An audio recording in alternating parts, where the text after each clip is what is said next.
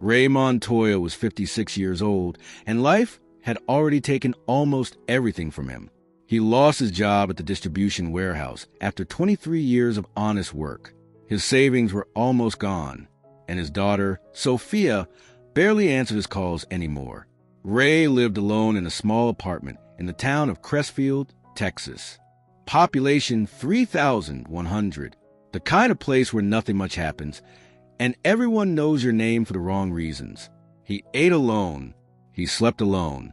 He woke up every morning with nowhere to be. One September afternoon, Ray went to the county fair. Not because he was excited, just because it was something to do, something to fill the empty hours. He walked past the food stands, past the kids riding the old carousel, past the families laughing together, and he felt invisible. Then he saw Floyd Herrera at the volunteer booth, selling raffle tickets. Ray didn't believe in luck. Not anymore.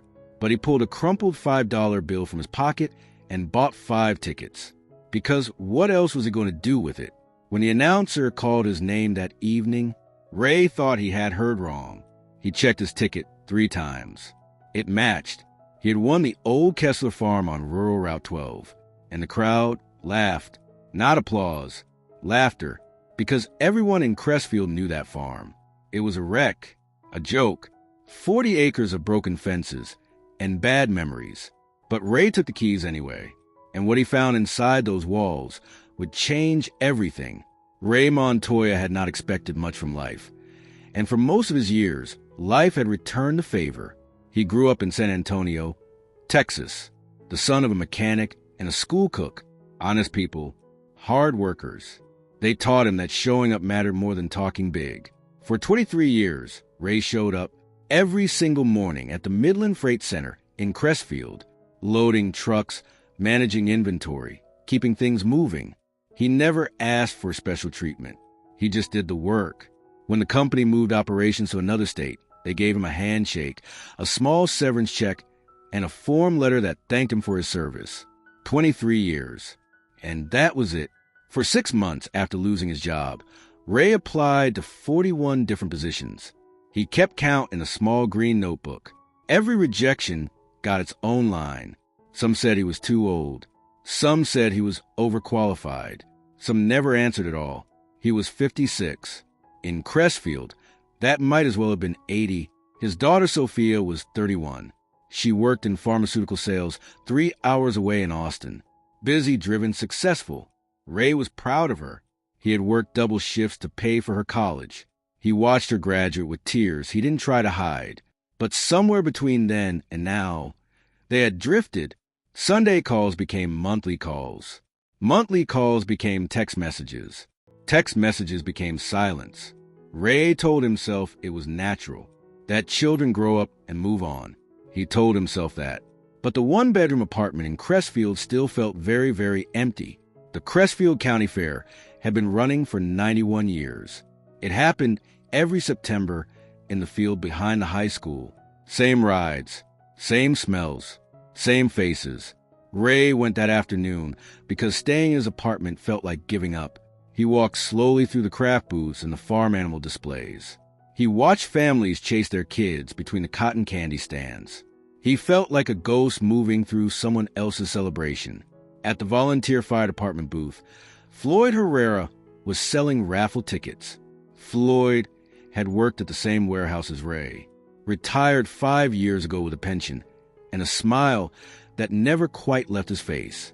He waved Ray over like they were old friends. $1 a ticket, 5 for $5, Floyd said, pointing at the prize board. Got a new grill from Randy Salinas, a quilt from Betty Vega, and the county donated the old Kessler place out on rural Route 12. Ray looked at the board. The Kessler farm was a grand prize, which sounded generous until you knew anything about it. Old Hector Kessler had died 5 years ago. No family came forward. The county took the property. The house was falling apart. The barn was leaning sideways. Everyone in town had driven past it at least once and thought, "What a shame." Ray heard himself say, $5. He pulled the bill from his wallet. One of the last ones before his unemployment check came through. Floyd handed him the tickets with a grin. "Maybe you'll win that farm. Ray, fix it up nice. Ray smiled because it was expected. He didn't believe in luck. The drawing happened at 6 o'clock, after the pie judging, before the fireworks. Ray had planned to leave before then, but he found a bench near the parking lot and sat there, watching a family load their minivan with stuffed animals and tired children. Something kept him sitting. When the announcer's voice crackled through the speakers, Ray wasn't paying attention. And the grand prize winner is ticket number 47-19. Ray looked down at his tickets slowly. He checked the first one. No. The second. No. The third. No. The fourth. No. He almost didn't check the last one. It matched. He walked to the main stage with legs that felt strange under him. The announcer, Jerry Fuentes, who ran the local feed store, shook Ray's hand with theatrical enthusiasm. Ray Montoya, come on up here.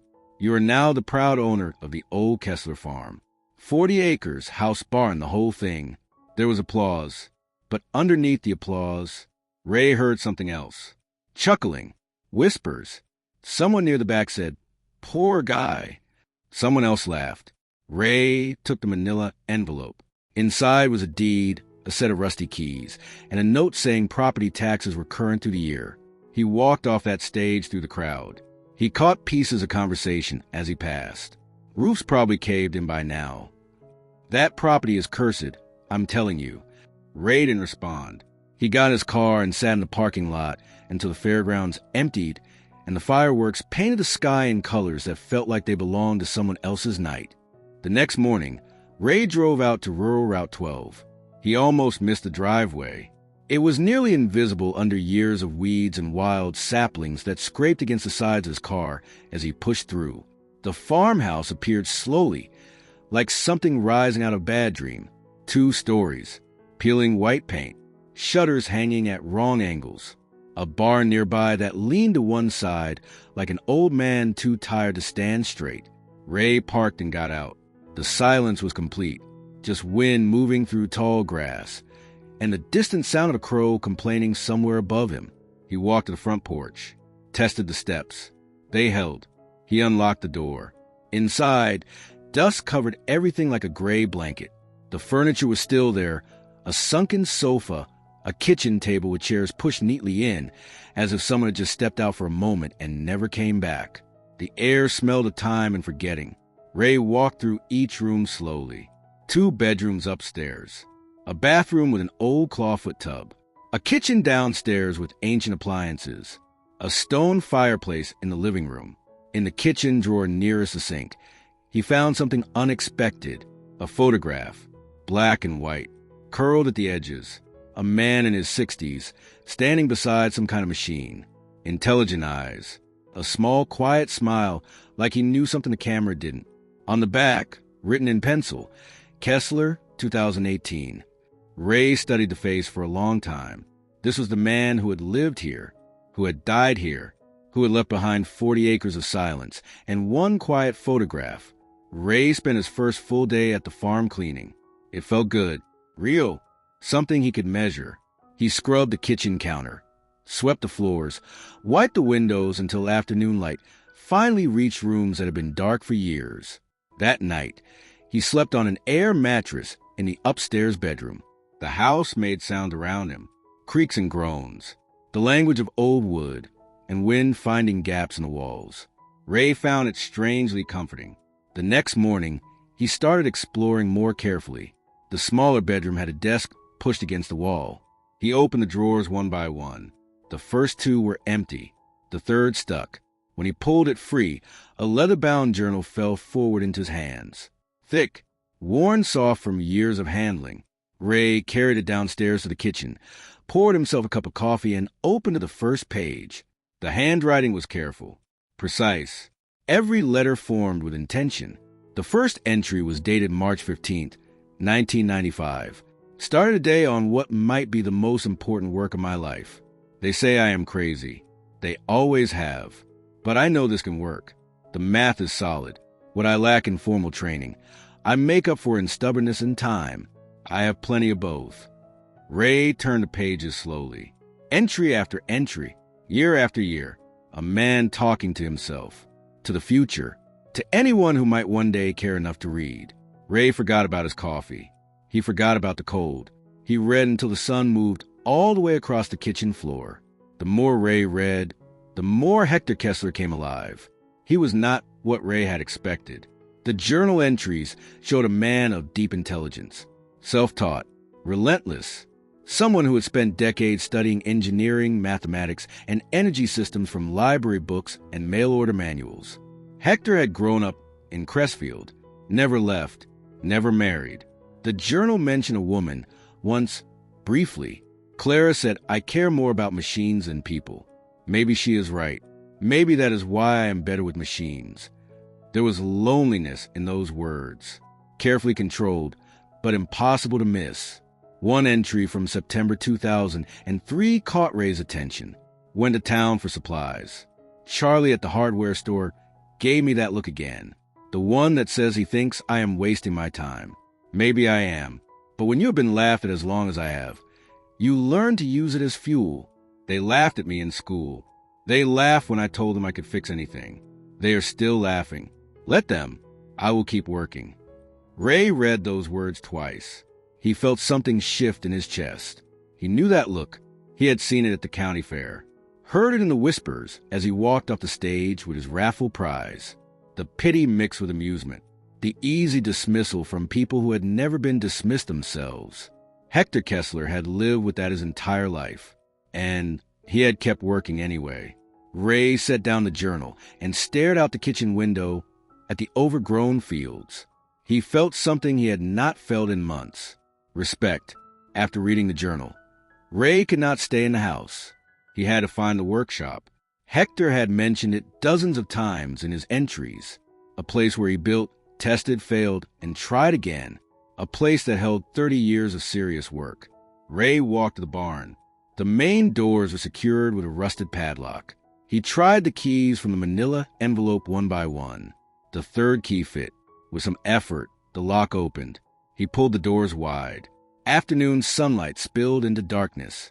The barn was larger than it looked from outside. Concrete floor, cracked but solid. Old hay bales stacked along one wall.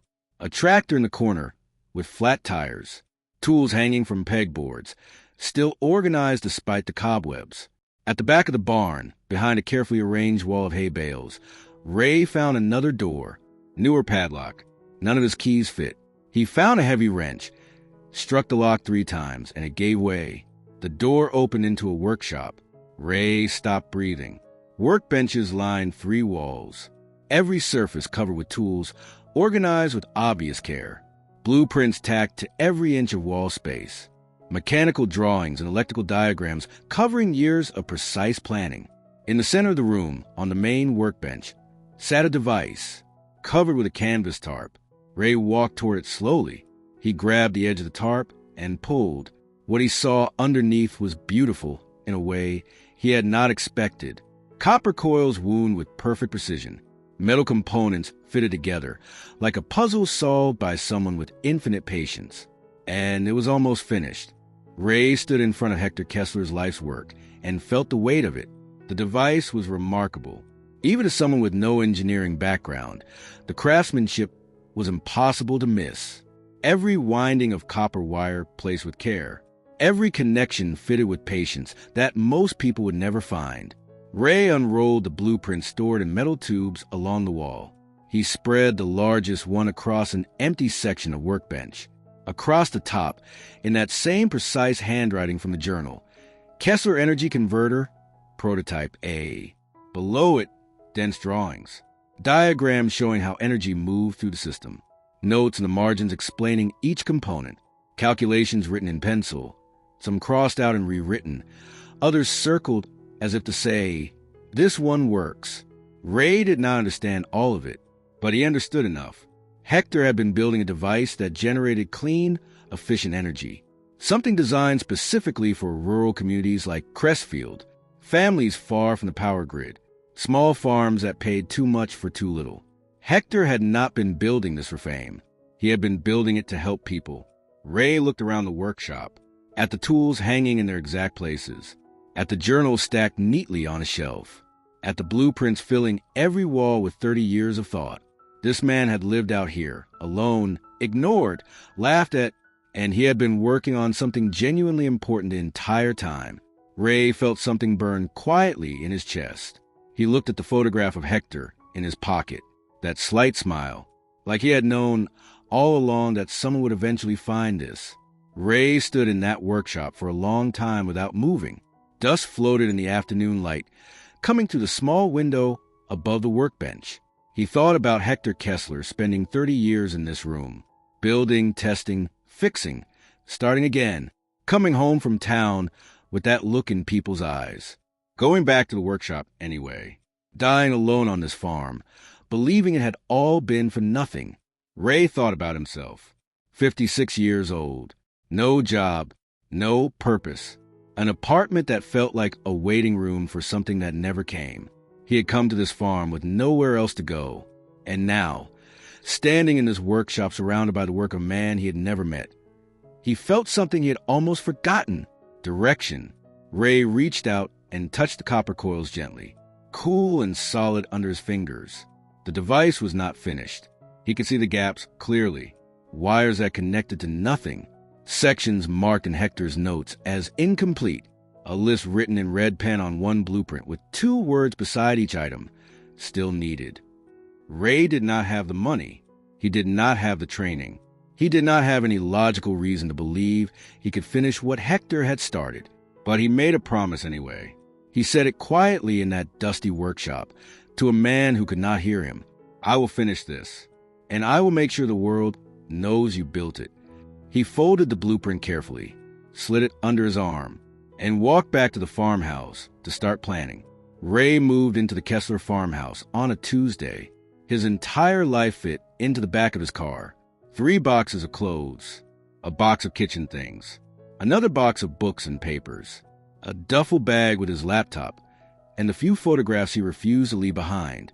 1 trip from the car to the house. When he set the last box down in the living room, the emptiness of the space made the smallness of his life very clear. He spent the first week cleaning and repairing the house. Basic things that could not wait. A leaking faucet in the kitchen, broken window panes, holes in the walls where weather had been getting inside for years.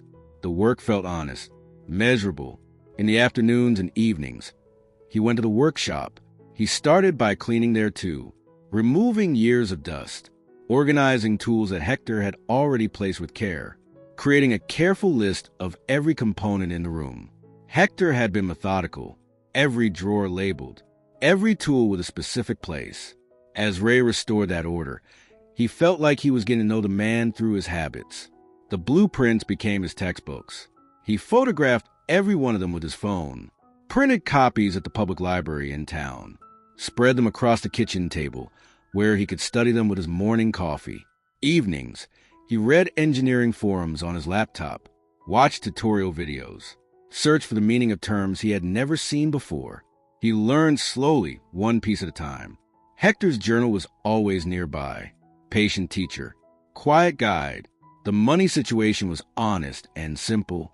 Ray's unemployment benefits covered food, basic utilities, and gas for his car. That was it. Nothing left over. Finishing Hector's device required parts, specialized components that cost real money. A voltage regulator here, specific gauge wiring there, capacitors with technical specifications Ray had to research just to understand what they were. He lay awake at night doing math that never balanced. Then on a Thursday morning, he drove into town and walked into Kellerman's Hardware on Main Street. The store had been there for decades. High ceilings, exposed brick walls, the smell of sawdust and motor oil that eased something tight in Ray's chest the moment he stepped inside. The owner, Ernesto Kellerman, was behind the counter, 60s, gray hair, reading glasses on a chain around his neck. He looked up as Ray entered. Ray Montoya, heard you won the Kessler place. That's right. How's that going for you? Ray chose his words carefully. It's a project, keeping me busy. Ernesto nodded slowly, the kind of nod that said he understood what was underneath. What brings you in? I was wondering if you might need part-time help. I have experience with inventory, shipping, general labor. Ernesto studied him for a moment. Ray kept his face calm, refused to let desperation show, even though they both knew it was there. Can you start Monday? 3 days a week, 6 hours a day. Pay's not great, but there's an employee discount. Relief moved through Ray like cool water. That works. Thank you. Don't thank me yet, Ernesto said. It's real work. Ray smiled. I'm not afraid of real work. That weekend, Ray had a visitor. He was clearing brush from around the front porch when an older car came slowly up the driveway. A woman emerged carefully, using a cane for balance. She wore a light blue cardigan despite the warm afternoon. White hair pulled back neatly. Bright, steady eyes. You must be Ray, she called from the driveway. That's right. I'm Gloria Reyes. I live about 2 miles down the road. Thought I'd come introduce myself and see how you're settling in. Ray offered her coffee. She accepted. Inside, Gloria moved to the kitchen with eyes that clearly remembered it differently. I knew Hector, she said quietly. Not well, but we were neighbors for many years. My husband helped him sometimes with metal work. Hector would come over with drawings, ask questions about how to shape certain pieces. What was he like? Ray asked. Brilliant, kind, terribly lonely, I think, though he never complained. She wrapped both hands around her coffee cup. People in town thought he was strange. Maybe he was. But strange is not the same as bad. He was just focused on something the rest of us could not see. His work, Ray said. Yes, he talked about it sometimes. About making something that could help people. Something that would prove he had done something worthwhile. She looked at Ray with eyes that saw more than he intended to show. You found his workshop, didn't you? Ray nodded slowly. Are you going to finish what he started? The question sat between them for a moment. I'm trying, Ray said honestly. Whether I can finish it, I don't know yet. Gloria smiled. Hector would be glad someone is trying. Before Gloria Reyes left that afternoon, she wrote her phone number on a small piece of paper. She set it on the kitchen table and smoothed it flat with her palm. My husband's old workshop is still in our barn, she said. Tools, equipment, some specialized things he collected over the years that I wouldn't even know how to use. If you need anything, you come ask. She picked up her cane and moved toward the door. Hector helped us more times than I can count over the years. Never once asked for anything in return. Least I can do is help someone who is helping him. After she left, Ray sat on the porch and watched the sun drop toward the horizon. The farm stretched out in front of him. 40 acres of overgrown fields and possibility, or foolishness, depending on who you asked.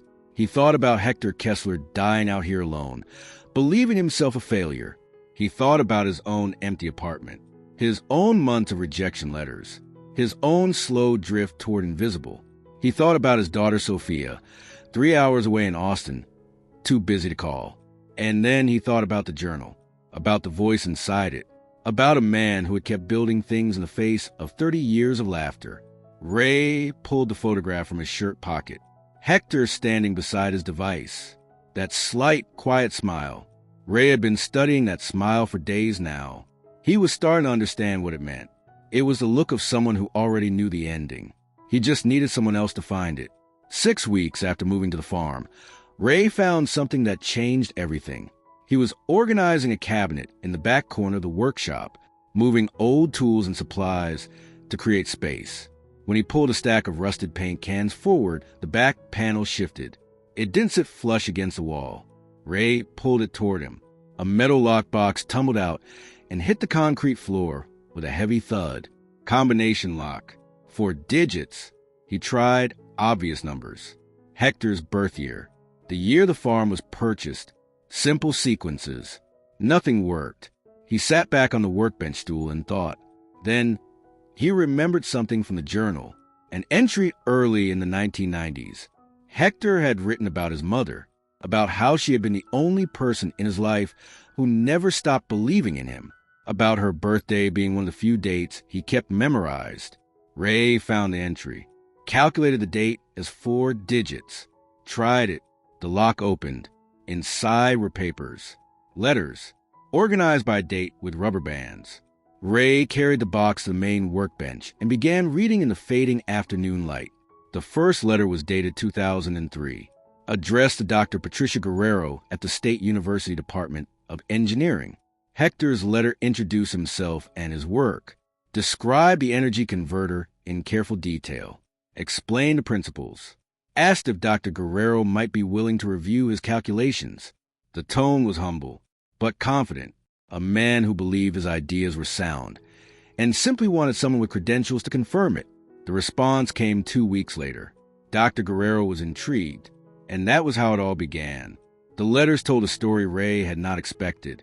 Dr. Patricia Guerrero had not dismissed Hector Kessler. She had engaged with him, seriously, with genuine interest. Their correspondence lasted several years.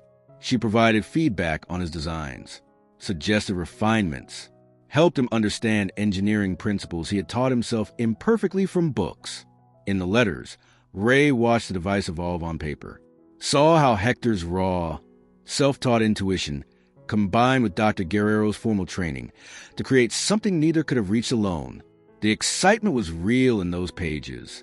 Two people chasing something genuinely new, separated by a university office and a rural mailbox, but connected by curiosity. Then the tone shifted. A letter from Hector dated 2007 mentioned preparing a patent application. He had everything documented. The prototype was nearly complete. He felt ready to formalize his invention and protect his work. Dr. Guerrero's response was encouraging. She offered to review the application and provide supporting documentation from their years of correspondence. That was the last warm letter in the box. The next one was not from Dr. Guerrero. It was from the State University Office of Legal Affairs. Ray read it twice. His stomach tightened with each pass. The letter informed Hector that his proposed patent-covered technology substantially similar to research being conducted at the university. It suggested his application might constitute infringement on intellectual property developed through university-funded programs. It strongly advised him to consult a lawyer before proceeding. 3 patent rejection letters followed, each citing different technical reasons, all landing in the same place. Application denied. Ray set the papers down. He already understood what had happened, but he kept reading anyway. The final letter in the stack was from Dr. Patricia Guerrero. It was short. She had been instructed by her department head to cease all communication with outside inventors. Her research was now considered university property. She could not provide documentation supporting Hector's patent claim. She wished him well, but she could not help him further. At the bottom of that letter, in Hector's handwriting, were 3 words. They stole it. Ray sat back from the workbench. He opened his laptop and searched for the State University Engineering Department. Their website featured large sections on energy research, sustainable power generation, breakthrough innovations in renewable technology. The description sounded familiar. He found Dr. Guerrero's faculty page. Full professor now. Numerous publications. Substantial grant funding. Awards for innovation in sustainable technology. He searched for patents held by the university. Found 3 related energy generation systems, all filed between 2008 and 2010. The technical descriptions were complex, but the core concepts matched what Ray had learned from Hector's blueprints exactly. The patents listed multiple inventors. Dr. Guerrero was among them. So was someone named Dr. Franklin Ashton, listed as department head. Ray returned to the letters and read them again. Hector had shared everything with Dr. Guerrero, his calculations, his designs, his breakthrough ideas. She had helped him refine them, had access to every detail. Then, when Hector tried to protect his work, the university shut him down, filed their own patents, built research programs, and secured millions in grant funding on the back of someone else's ideas. Ray closed the laptop. The injustice of it burned in his chest like something physical. Ray sat in the workshop a long time after reading those letters. He looked at the device on the workbench, at the blueprints covering every wall, at the journal on the shelf filled with one man's decades of determination. Hector Kessler had been brilliant. He had invented something genuinely important, and he had been robbed by people with enough power to take what he created and call it their own. Ray stood and walked to the barn doors, looked out at the farm in the fading light. He thought about what would happen if he finished the device and went public. Would the university claim it? Say it infringed on their patents? Bury everything in legal proceedings before anyone could see the truth?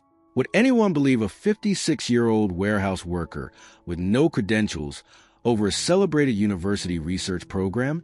He did not know, but standing there, surrounded by evidence of both genius and betrayal, Ray made a decision. He would finish the device. He would document everything. And then he would find a way to tell Hector's story, to give the man the recognition that had been stolen from him. It would not be easy. It might not even be possible. But Hector deserved someone to fight for him, even if that fight came 5 years too late. Ray pulled the photograph from his pocket one more time. That quiet, knowing smile. He slid it carefully into the front of the journal. Then he closed the barn doors, walked back to the farmhouse, and started making a list. He had a lot of work to do. Ray spent the next several weeks in a steady rhythm. Monday, Wednesday, and Friday at Kellerman's Hardware from 8 until 2. Stocking shelves, helping customers find what they needed, learning from Ernesto, who had 40 years of practical knowledge and no patience for shortcuts. The employee discount stretched his paychecks further than they should have gone. Each week, he bought a few components from Hector's list. A voltage regulator 1 week, specialized wiring the next. Gradually, patiently, the gaps in the device began to close. Tuesday, Thursday, Saturday, and Sunday belonged to the workshop. He worked through Hector's blueprints section by section. Every connection verified before it was made permanent. Every component tested before it was installed. The journal guided him through the difficult parts. Hector had left notes everywhere, in the margins of blueprints, on paper scraps tucked into component boxes, in entries that described exactly why certain decisions were made and what problems they solved. It was like receiving instructions from a teacher who had already anticipated every question. Ray's warehouse experience helped more than he expected. He understood how systems needed to be balanced, how parts that seemed separate were actually connected, how to think about a whole machine rather than just individual pieces. 3 months after moving to the farm, the final component was installed, every connection made, every system checked. Ray stood back and looked at Hector Kessler's completed device for the first time. All the copper coils wound, all the mechanisms in place, all the gaps closed. Now came the only question that truly mattered. Would it work? On a Saturday morning, with clouds gathering outside the workshop window, Ray prepared for the first real test. He had reviewed the startup procedures from Hector's notes at least 12 times. He understood the sequence. He knew what measurements to watch. He had verified every connection one final time that morning. The workshop felt different, charged, like the air before a storm. Ray took a slow breath. Then he flipped the main power switch. The device hummed, a sound that started low, then built gradually upward. The copper coils began to move, barely visible at first, then faster, finding their rhythm. The gauges on the control panel flickered, then steadied. Numbers appeared on the digital display. Voltage climbing, amperage stabilizing, frequency holding steady.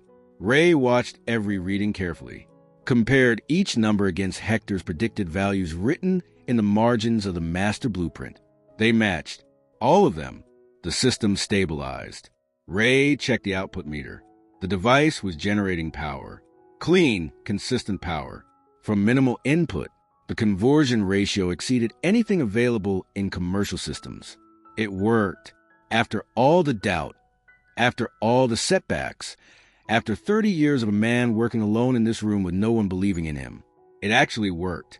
Ray stood there watching the gauges hold steady, and something cracked open in his chest. Joy and grief at the same time.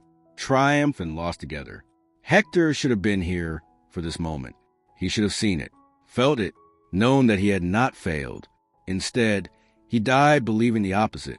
Ray let the device run for 1 hour, and he documented every single second of it. After shutting down the device, Ray sat at the workbench with his laptop. He needed to understand patent law, intellectual property rights, what options might exist for theft that happened years ago. The reading was heavy, discouraging, Proving that the university had stolen Hector's ideas would require documentation, expert witnesses, and resources Ray did not have. But he had the letters. He had the journals. He had a completed device built years before the university filed their patents. That had to count for something. He thought about Dr. Patricia Guerrero, the professor who had collaborated with Hector, and then abandoned him when her department demanded it. Had she known exactly what was happening, or had she been pressured into it? The letter suggested she had genuinely cared about the research, but she had abandoned him anyway. On impulse, Ray drafted an email. He kept it simple, respectful. He explained that he had acquired the Kessler farm, found the correspondence, discovered the workshop, and completed the device. He said it worked exactly as Hector had described. He asked if she would be willing to discuss Hector's contributions. He read the email 3 times before sending it, knowing it might accomplish nothing, knowing it might even cause problems. But doing nothing felt like abandoning Hector all over again. The response came 4 hours later. Dr. Guerrero's message was brief, but emotional. She asked if they could speak by phone. She provided her cell number. She said she had been carrying guilt about Hector Kessler for years. Ray called her that evening. Sitting on the porch as darkness settled over the fields, Dr. Patricia Guerrero's voice carried weight when she spoke, the kind that builds up over years of carrying something heavy. "I think about him often," she said. "The letters we exchanged, those were some of the most intellectually exciting months of my career." Hector was self-taught, but he had an understanding of systems that most trained engineers never develop. "What happened?" Ray asked. A long pause. Franklin Ashton happened. He was my department head. Ambitious, always looking for the next big grant, the next research program that would put the university on the map. She described a faculty meeting where she had mentioned Hector's work. Ashton had been immediately interested, had asked to see the correspondence, the designs. She thought he wanted to help. He did not. He saw commercial potential, she said. Started talking about patents, about how the university could develop the technology and secure funding. I tried to explain that these were Hector's ideas, that we could not simply take them. "But you did. We did." Her voice broke slightly. Ashton said Hector had no credentials, no way to prove independent development. Said if we didn't move forward, someone else would. I told myself I was being practical, that this was how academia worked. I rationalized every compromise until I did not recognize myself anymore. She paused. Franklin built his late career on that research. 3 patents, millions in grant funding, a named professorship. He retired 2 years ago, celebrated. Meanwhile, Hector died alone on that farm, his work uncredited, his genius unrecognized. Ray listened to her breathe. Then she said something that changed everything. "I kept everything. Every email, every internal memo, every meeting note. If you are planning to fight this, I will help you." Ray and Dr. Guerrero talked for another hour that evening. By the end, they had a plan. She would compile her documentation quietly and send it through secure channels. Meeting notes from 2007. Internal emails where Ashton specifically asked about the Kessler designs. Memos discussing patent strategy. She would also reach out to colleagues who valued truth over institutional loyalty. "Are you prepared for what comes next?" she asked before they hung up. "The university will fight back. They have lawyers, resources, the ability to make your life very difficult." Ray looked out at the dark fields, at the barn, at the farm that had seemed like a cruel joke 7 months ago. "I have nothing to lose," he said, "and Hector deserves this." The next morning, Ray called Gloria Reyes. She mentioned that her nephew was a lawyer, semi-retired but sharp as ever. His name was Arturo Reyes, 70 years old, 40 years in corporate law. And when Ray sat across from him at Gloria's kitchen table and explained the situation, Arturo's eyes lit up. Classic institutional theft. Arturo said, reading through the letters Ray brought, they knew he could not afford legal representation, knew he would be dismissed as a crank if he made accusations. So they took what they wanted and buried him in bureaucratic language. "Can we prove it?" "With what you have here, plus Dr. Guerrero's testimony, yes, I believe we can." Arturo explained the path forward. It would take months, maybe longer. The university would resist with everything they had, but the evidence was real, and the truth was on their side. Ray called his daughter that night. Sophia answered on the third ring, sounding slightly distracted, the way she always did. "Dad, hi, what's going on? I want to tell you something. I've completed the device I've been working on, the one Hector Kessler built, and it works. I've also found evidence that the state university stole his invention years ago. I'm going to fight to get him recognized." A long pause. "Dad, this could backfire badly. What if the university comes after you? What if people just think you're some guy from a small town making accusations you can't back up? What if you just end up humiliated?" Ray felt the familiar frustration rise in him. He pushed it back down. "Sophia, Hector worked alone for 30 years.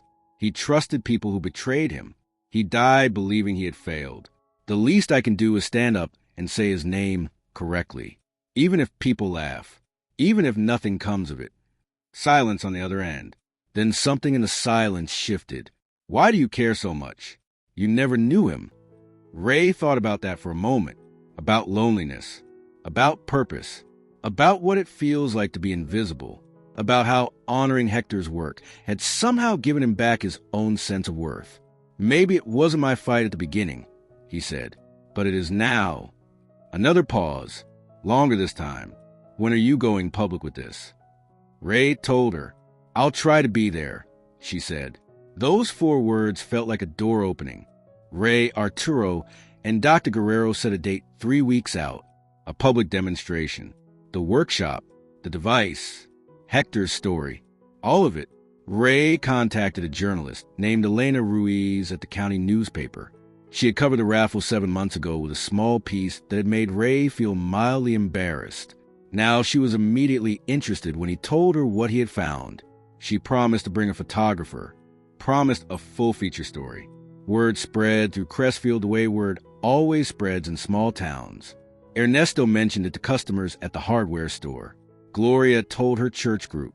Within days, people Ray barely knew were stopping him in the parking lot of the grocery store to ask about the demonstration. Suddenly, the man who had won the worthless farm was someone worth talking to. Arturo explained why the public attention mattered. "Universities hate bad publicity more than they hate legal losses," he said. "If we can show the human side of the story, a self-taught man who built something important and was erased from his own work, they will feel pressure. They will want to settle. Especially if we can demonstrate that their celebrated research program was built on stolen foundations." Ray spent the final 2 weeks preparing. He cleaned the workshop until it was spotless, printed in large versions of key blueprints, and mounted them on the walls. Tested the device 12 more times. Verified every connection. Made sure there would be no failures during the demonstration. Ernesto gave him the day off work without being asked. "This matters," he said simply. "Go make your case." Saturday arrived with warm October weather. The kind of morning that felt like a gift. Ray was awake before dawn, too nervous to sleep. By noon, cars were already coming up the driveway. Ernesto came first, helping set up a borrowed canopy. Gloria arrived with her church group, dozens of older residents who had lived in Crestfield for decades, who had seen Hector Kessler around town for years and never really seen him at all. Marcus and Patricia from a hardware store showed up. Neighbors Ray barely knew. People drawn by curiosity and the rare feeling that something real was happening in this town. A local TV crew arrived at 1:30. A young reporter named Kevin Martinez, and a cameraman who looked barely out of school.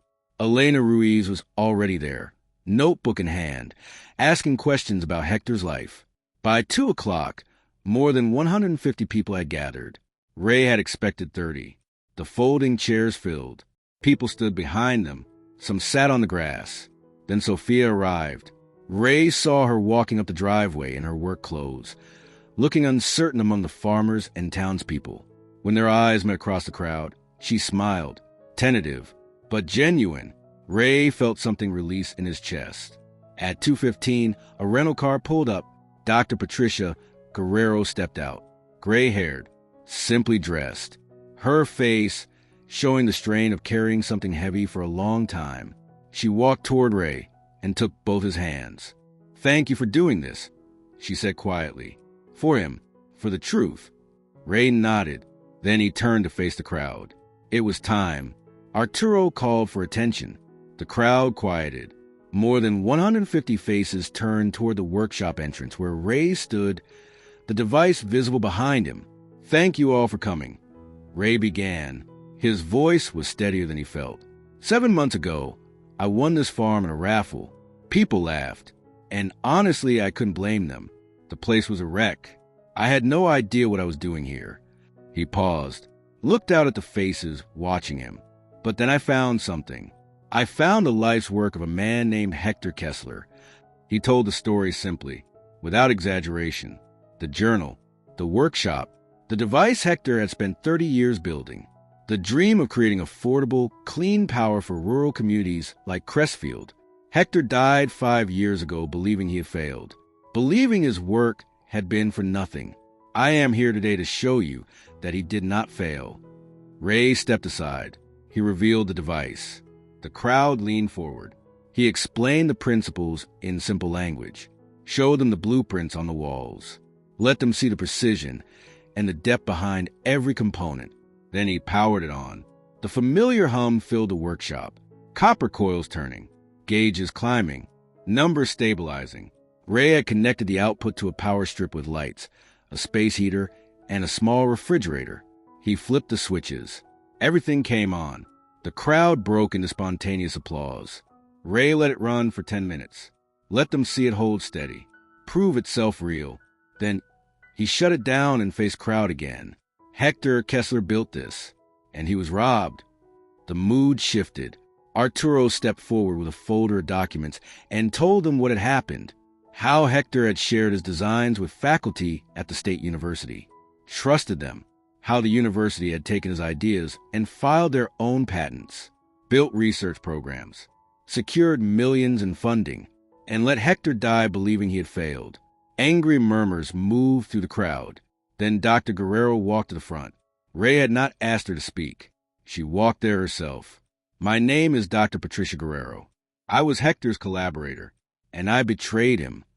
The crowd went completely silent. She described everything. The letters, the years of genuine collaboration, the faculty meeting where Ashton saw commercial potential in Hector's work, the pressure she faced, the decision she made, the rationalization she told herself. "I helped steal from a man who trusted me," she said. The State University Celebrated Energy Research Program was built on stolen foundations. Hector Kessler was the true innovator, and we erased him from his own story. Then something unexpected happened. Gloria Reyes stood up from her chair in the third row. "I knew Hector for 30 years, she said, her voice steady despite wavering slightly. "He was kind. He helped my husband with projects and never asked for anything. We never knew what he was building out here, but we knew he was a good man. This town treated him like he was strange, like he didn't matter." She paused. "Turns out he mattered more than any of us knew." Others stood after that, one by one, sharing small memories of a quiet man they had never truly seen. After the demonstration, as the crowd began to thin, Sophia found her father. She looked at him differently than she had in years. Not with worry, not with the subtle frustration he had grown used to, with something closer to respect. "Dad," she said, "you gave that man his dignity back today. You proved that his work mattered." Ray pulled her into a hug. He felt her arms tighten around him. When they separated, both of them had tears in their eyes. "I'm proud of you," she said. Those 4 words, more than any of the applause, more than any of the media attention, more than the legal victory that was still ahead, those 4 words made Ray feel like he had finally done something right. That evening, after everyone had gone home, Ray sat alone in the workshop. The device was quiet. The blueprint still covered the walls. He thought about Hector spending thousands of hours in this exact room, alone, dismissed, building something real with no audience. He thought about his own months of rejection letters, empty apartment, drifting further from his daughter every year. He thought about how a $5 raffle ticket had led him here, to this farm, to this workshop, to a dead man's unfinished dream, and somehow to himself. He opened Hector's journal to a blank page near the back. He had been adding his own entries alongside Hector's. He wrote that evening about what it felt like to watch Truth arrive late, about what it felt like to finally matter to someone again. He closed the journal carefully. Tomorrow, the real fight would begin. The legal battle moved faster than Ray had expected. The media pressure worked exactly as Arturo had predicted. Henrietta's article was picked up by wire services and spread nationally. Technology blogs analyzed the patent side by side with Hector's documented work. The timeline was impossible to dismiss. A self-taught inventor from a small Texas town, whose ideas had made careers and generated millions, dying alone and uncredited on his farm. The university issued careful statements, then more careful statements. Then they called. They wanted to negotiate. On a cold Thursday, Ray sat across from the university's legal team in a neutral conference facility. Arturo beside him, Dr. Guerrero across the room, Sophia there as witness. The university offered money and vague acknowledgement. Arturo rejected it firmly. What they demanded was specific, public acknowledgement of Hector Kessler as the original inventor, a formal written apology, an endowed scholarship in his name for rural students studying engineering, an agreement protecting Ray's working prototype from any future legal claims, and mandatory citation of Hector's foundational contributions in all future university publications derived from this technology. In exchange, Ray would pursue no monetary damages, and the university's research programs could continue. The university team retreated to consult privately. Ray, Sophia, Arturo, and Dr. Guerrero waited in a smaller room, watching snow fall outside the windows. 2 hours passed. Then the university team returned. Victoria Ashford, their lead attorney, looked across the table. "We are prepared to accept your terms." Ray kept his face neutral, but underneath it, something warm and quiet bloomed in his chest. Hector's name would be restored. That was enough. Spring came to the Kessler farm slowly and gently, green pushing through brown earth, life returning after a long, hard winter. The university's public statement ran in newspapers across the state. Hector Kessler's name appeared 12 times. The scholarship was detailed prominently. The acknowledgement of past failures was careful, but present. A bronze plaque now hung in the newly dedicated Hector Kessler Memorial Energy Innovation Laboratory at the university, his photograph beside an inscription recognizing his foundational contributions. The first scholarship recipient was a 19-year-old named Maya Herrera from a farming community 2 counties from Crestfield. She had taught herself advanced mathematics in her family's equipment shed. She shook Ray's hand with callous fingers. "Thank you for fighting for him," she said. "People like us need to know that someone who started like we did can still accomplish something that matters." Ray gave tours of the workshop twice a month now. Engineering students, journalists, families from town who had known Hector from a distance, and came now to pay quiet respects. He never charged admission. The donation box by the door collected contributions that went toward maintaining the workshop and building a foundation that Sophia was developing, one designed to support rural inventors, to protect them from exactly what had happened to Hector. On a warm April morning, Ray added a second plaque beside Hector's photograph in the workshop. It read, "Dedicated to all the brilliant minds working in obscurity. Your contributions matter. Your efforts count. Your genius deserves recognition. Keep building. Someone will notice. Someone will care. At Addictive Stories, we believe every forgotten life deserves to be told." Ray Montoya found a worthless farm and gave a forgotten man his rightful place in history.